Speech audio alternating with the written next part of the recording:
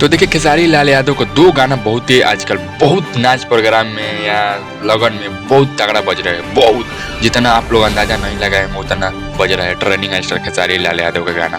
पहला गाना है चुमा चुमा दे दे, जो आकांक्षापुरी के साथ ग्लोबल म्यूजिक राजा राम फिल्म के गाना आया था। ये अभी तक 50 मिलियन क्रॉस करने वाला है भाई साहब। ये गाना जो है बज रहा है लगन के बेरी। एक और गाना है बोका म्यूजिक से, जो है कृष्णा बेदर्दी राइटर, उनके मतलब राइटर भी है, वो प्रोड्यूसर भी है और उसमें भी काम किए हैं आकांक्षापुरी।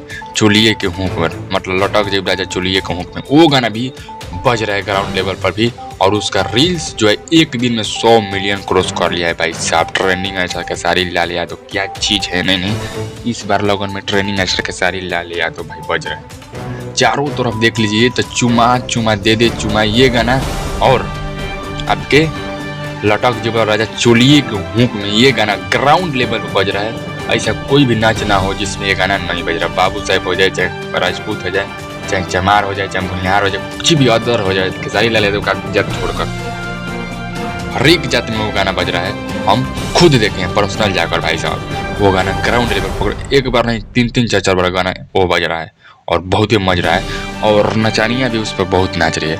नाची नहीं रही, गा भी रही है भाई साहब, गा भी रही है।